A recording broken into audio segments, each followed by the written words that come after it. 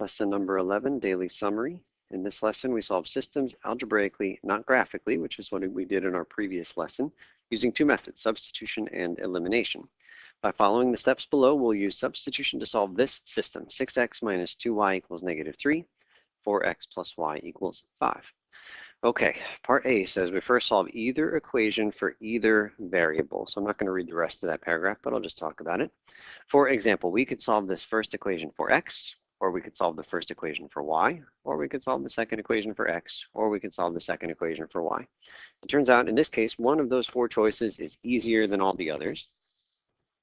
And I want to make sure that you know how to identify which is the easiest, if there is an easy one. So let's choose one of the harder ones, which is solving this guy for x, and then we're going to see what makes this one of the harder ones. So solve that thing for x means you first move the -2y to the other side by adding. So we go -3 plus 2y. And then getting x by itself means divide both sides by 6, everything on the right-hand side by 6. So we get x equals -3 plus 2y over 6. So there you go. We have solved for x.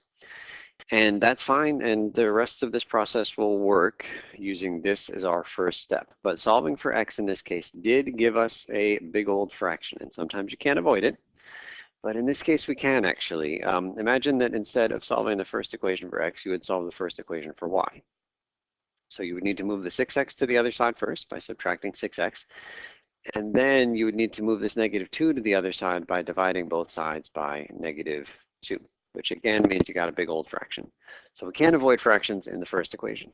How about the second equation? If we solve this for x, you subtract the y from both sides, so it's not here anymore. And then to get x by itself, you got to divide everything by 4, and once again, fractions. But if you solve the second equation for y, all we need to do is move the 4x to the other side. Let's do that. Subtract 4x from both sides so it disappears on the left and it becomes 5 minus 4x on the right. And we're done. The y is already by itself and there's no fractions. So what was it that we could have looked at in the original system of equations to tell us that solving the second equation for y would not bring fractions in? It's the invisible 1 in front of this y. Right? That 4 meant divide by 4 at the end, or divide by 6, or divide by -2. But if you got somebody with an invisible 1 in front all day, every day, you solve that equation for that variable. So there is the first step. Solve one equation for one variable. Second step is to substitute into the other equation. So the other equation was 6x minus 2y. And I'm going to point out right here that this is 6x minus 2y equals -3, except one change, one really important change has happened. Where we used to have y, we now have 5 minus 4x. And why is that okay? Well, because y and 5 minus 4x are equal to each other. They're the same. And so it is totally reasonable to substitute one for the other, any place you want. So we copy the entire other equation, that's the top equation, but we change the y into 5 minus 4x. That is the substitution step. We substituted something for y. And the nice thing about this last equation is that it has only x's in it. It is better than all of the other equations up above because all the other ones had both x and y in them. But this one has just x's in them, and I could have given you this equation on the first day of this class, and you would have said, oh, easy peasy, we can solve this by first distributing the -2. Be careful with the sign change, right? That minus sign comes in and makes a -10 and a plus 8x, so that's somewhere right there. And then we'll combine the like terms. We've got two different x terms here, so we combine and we get 14x there. Let's move the 10 to the other side by adding it. So that gives me the 7. And then finally divide both sides by 14. And we get 7 over 14, which reduces to 1/2. Now, for a bunch of this semester, when we solved an equation and we got x equals 1/2 at the end of the problem, we stopped. We were done. Well, we're not done here because this was a system of equations with both x's and y's. And we can't just say that x equals 1/2 is the answer. We need to give the corresponding value of y as well. So where should we go to find the value of y when x is 1/2? Well, you can go to any equation on this page that has both x and y in it. So for example, you could take that x equals 1/2 and substitute it right here. 6 times 1/2 minus 2 times some unknown y is equal to -3. And you can do a little bit of algebra to solve that equation for y, and you'll get the right answer. Just as well, you could take your x equals 1/2 and plug it here. 4 times 1/2 plus some unknown y equals 5. But the best place to go if you happen to have an equation where the y is by itself is right there. We're going to plug x equals a half in here. And so then y equals is already by itself 5 minus 4 times a half. And then it is just arithmetic right here. 5 minus 4 times a half. 4 times a half is 2. 5 minus 2 is 3. So y equals 3. That's the corresponding value of y. And then typically we'll write ordered pair. X was a half, y was 3, so we write it as 1/2 comma 3. That's our solution. You're always welcome to check your work by plugging 1/2 for x and 3 for y into both of the original equations. If you did everything right, then you will get equations that are true at the end of the day. That's the check. So that is the method of substitution. Next page. Brand new technique to solve the same kinds of problems. We're still solving systems of two equations with two variables. The elimination method or addition-subtraction method is a second way to solve linear systems algebraically. This method is based on the property that equals added to equals are equal. By following the steps below, we'll use elimination or addition-subtraction to solve this system. Okay, so let's take a look. Brand new set of two equations, 9x plus 6y equals 5 and 6x minus 5y equals 9. Notice that the substitution method would involve solving first either equation for either variable, and in all four cases we're going to have to divide. We're going to end up with fractions if we do the substitution method. If you solve this first equation for x, at some point you got to divide by 9. If you solve the first equation for y, at some point you got to divide everything by 6. This second equation you got to divide everything by 6. And here you have to divide everything by -5. In all four cases, we're going to end up with fractions. It's okay, substitution will still work. Just means you got to be really careful because there are fractions. So here's a different technique. What I'm going to do is multiply the first equation, both sides, by 2. Don't worry about where this 2 is coming from right now. Let's just call it a magic 2. So even if it's not clear why we're multiplying by 2, at least you should believe it is legal because we're multiplying both sides by the same number. So let's multiply both sides of that first equation by 2 and also both sides of this second equation by -3. Again, that -3 is magic. Don't worry about it for now. I will explain soon where those numbers came from, but let's just multiply. So distributing the 2 on the left, 18x plus 12y equals 10. Distributing the -3 on the left, -18x plus, careful with the sign, 15y equals -27. Don't forget to multiply the right side by these numbers as well. The right side numbers don't just stay what they were. Okay, so we got these two equations that are equivalent to the two equations we started with. In a very real sense, they're worse, right? Because they all have bigger numbers. But take a look at what happens if you add these two equations. Just adding up the columns. So on the right-hand side, I can just add these two and I'll get some number. Let's put that here, so -17, that's the right-hand side. And in the middle column, I can add these two, 12y plus 15y, that's 27y. All right, so not clear where we're going here. We just get a different equation, 27y equals -17 so far. But here's the magic. If you add 18x and -18x, they cancel. Magic. And the equation that we wrote is complete. 27y equals -17 is a valid equation, and it's trivial to solve that equation for y. And we're there. We just found the value of one of our variables. Divide both sides by 27. And we get our answer, y equals -17 over 27.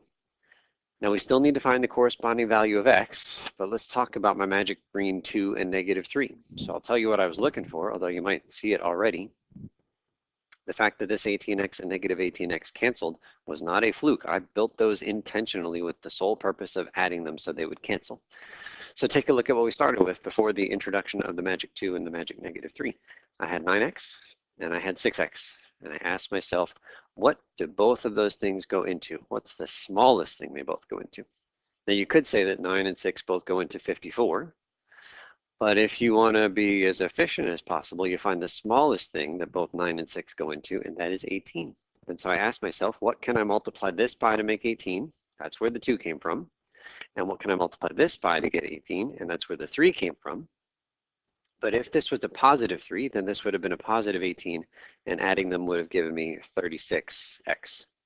And that wasn't what I wanted. So I always, when I multiply by my magic numbers, make it so that one of the answers is positive and the other is negative.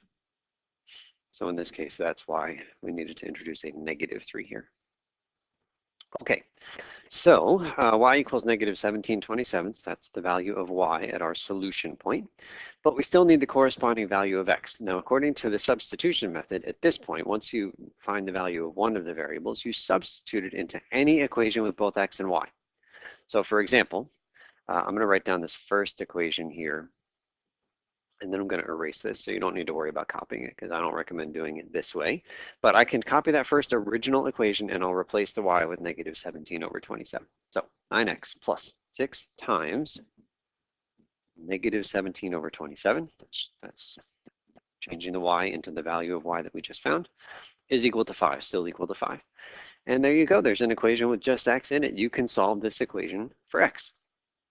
And that's what we're after, and you'll get the right answer. But it's not trivial, right? So first we got to multiply two fractions. I'd recommend reducing, right? Like these two numbers have a common factor of 3, so I guess I'd make 2/9. Then you're multiplying two fractions, so I get -34/9. Then you need to move that -34/9 to the other side by adding it. So add 34/9 to both sides. Then I need a single fraction here, which means the lowest common denominator. I guess that's 9. So now I'm at like 45/9 plus 34/9. So whatever that is, I don't know, 79/9. And then we need to divide both sides by 9. So then I got like 79/9 divided by 9. It's a fraction within a fraction. My goodness, this is awful. It is the right answer. But there's a better way. And this better way, this is the technique that I taught for like half of my career. More than half of my career is exactly this, and you just grin and bear it and you deal with all the fractions. But one of my students a few years ago in exactly this class here at GCC said, hey, what if instead of plugging that -17/27 in and doing all of that fraction work, what if we just go back to the original problem and start again? This was really easy to get the -17/27 by multiplying by the correct magic number. So how about we just go to the original equations, and instead of focusing on eliminating the x's, let's focus on eliminating the y's. And I thought about what she said for just a second, and I said, that is fantastic. That is way better than what I had been teaching for all of these years. And I thanked her because it was going to be a better technique to teach in that class and to all of my future classes. So I'm now all in on that student's technique, and so I thank her again right here. So here's the original equation, and now we're going to focus on eliminating the y's, which will give us the ability to find the value of x. So let's focus on the y's and figure out what we need to multiply both equations by to get rid of the y's. So I'm looking at the 6y and the -5y, and I ask myself, what number do they both go into? 6 and 5 both go into 30. You can ignore the negative sign when you do that calculation. 30 is the lowest common multiple of 6 and 5. So we're trying to turn them both into 30. So let's do that. So that means multiplying the first equation. Let's say it used to be a 6. I need to turn that 6 into a 30 by multiplying, and we're going to multiply by 5, both sides. And the second equation was a 5, and I need to turn that into a 30, and we do that by multiplying by 6.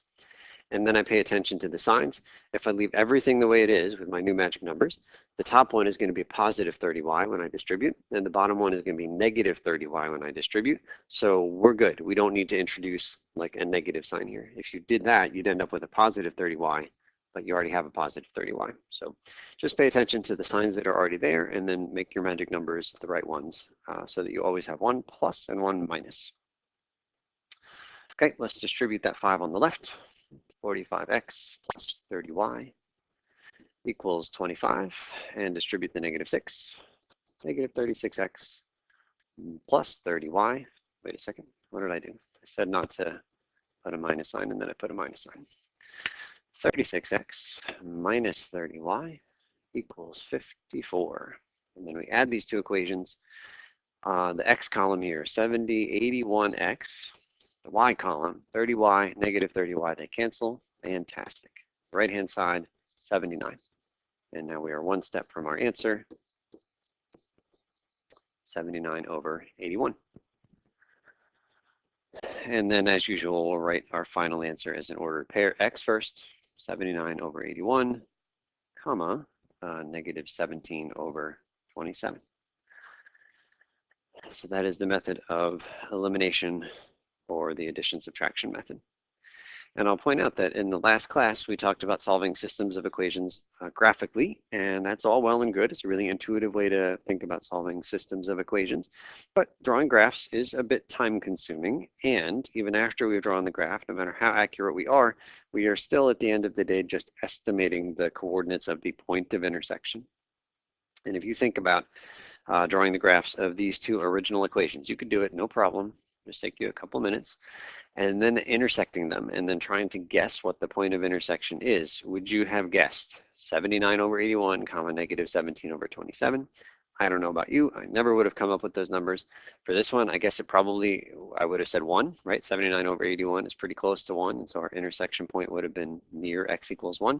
And then this one is around negative a half. It's not quite negative a half, but maybe that would have been my guess if you showed me a picture, and that would have been the wrong answer. So very, very big pro of using either substitution or elimination is that you get the exact answers every time. No room for estimation error. Number 4, usually two lines intersect at a single point, but there are two special cases that we looked at in our previous lesson. Two parallel lines, and that means there's no solutions to the system of equations, or two lines that are really the same line, which means there are infinitely many solutions to the system of equations.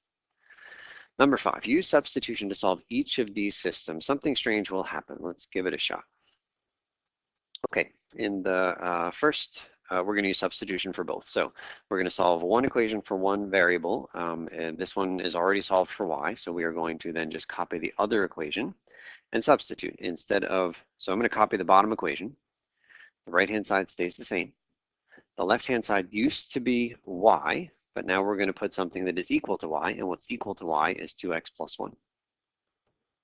So it looks kind of funny the way that's written, but that is the substitution step. We copied the second equation, but we substituted instead of this y right here, we put 2x plus 1 because after all, that's what y is equal to. Okay, let's solve this equation. I've got x's on both sides. We need to get the x's on the same side. So we'll subtract 2x from both sides. And something very odd happens. The two x's all cancel, and we're left with 1 equals 3. So not only did the x's all disappear, but then we're left with this very unorthodox equation for a math teacher to write down, 1 equals 3, but that is what this system of equations leads to. Okay, let's pause on that and try part B. Same deal, we're going to do substitution here. The first equation is already solved for y, so in the second equation we are going to substitute instead of y, we're going to put 2x plus 1.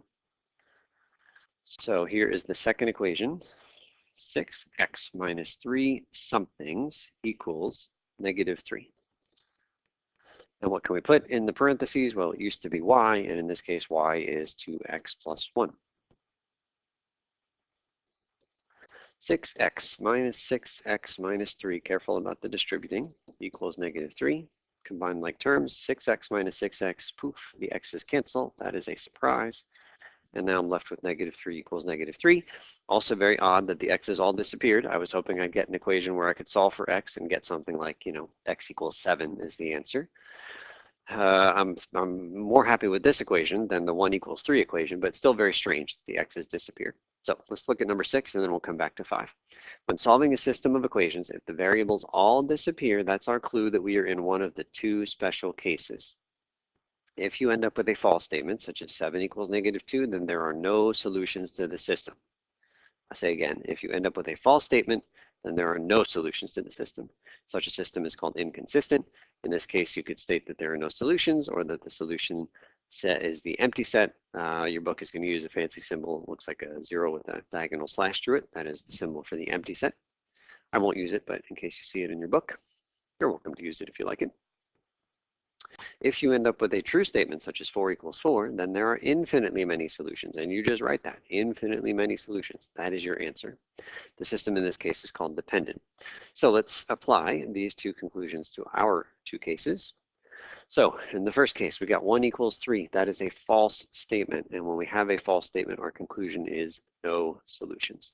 Turns out that these two equations right here are two parallel lines never touching, therefore no points of intersection and no solutions to the system.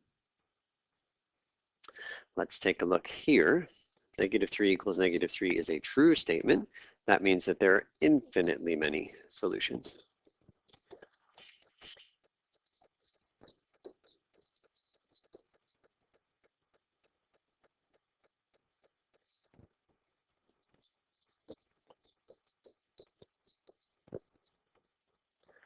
And that's our conclusion. It turns out that these two equations, if we had graphed them, we would have discovered they were exactly the same line. And so they have infinitely many points of intersection. Any point that's on one line is automatically on the other line. So any point that's on one line is a solution to that system. So that's it. Just need to know when the variables all disappear, that's your clue that you're in one of our two special cases.